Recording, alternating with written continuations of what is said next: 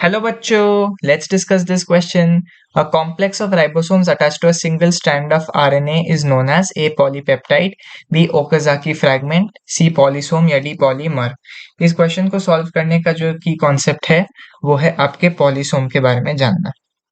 तो आपको पता है कि ऐसा mRNA होता है, mRNA में कई ऐसे कोडॉन्स होते हैं ट्रिपलेट के फॉर्म में, और उनके ऊपर बेसिकली ऐसे राइबोसोम्स आ जाते हैं, उनके ऊपर ऐसे राइबोसोम्स ऐड हो जाते हैं, उनके ऊपर ऐसे करके राइबोसोम्स ऐड हो जाते हैं।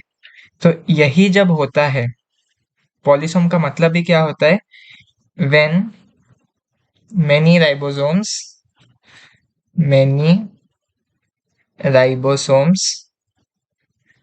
Attach to a single mRNA, when many ribosomes attach to a single mRNA, इसी कॉम्प्लेक्स को हम क्या कहते हैं, इसी कॉम्प्लेक्स को हम कहते हैं आपका पॉलीसोम, इट्स कॉल्ड पॉलीसोम। और इसी के बाद क्या होगा, टीआरएनए अमीनो एसिड लाएगा और एक एक करके एक प्रोटीन चेन बनता है। तो इस क्वेश्चन में वो सब नहीं पूछा गया है, हमको बस पूछा गया है कि ये कॉम्प्लेक्स को हम क्या नाम देते हैं, जहां पर बहुत राइबोसोम्स एक सिंगल एमआरएनए के साथ जुड़ जाता है, उसको हम क्या कहते हैं, पॉलीसोम।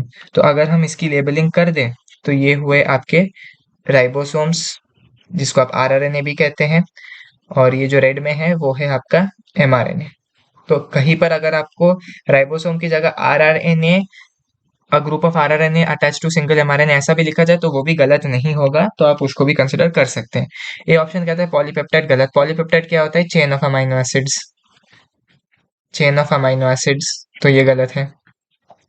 और बी कहता है ओकाजाकी फ्रैगमेंट, ये भी गलत है। ओकाजाकी फ्रैगमेंट आपको लैगिंग स्टैंड ऑफ डीएनए में दिखेगा, लैगिंग स्टैंड के ऊपर दिखेगा ऑफ डीएनए, रेप्लिकेशन में आपको दिखेगा ये ओकाजाकी फ्रैगमेंट्स।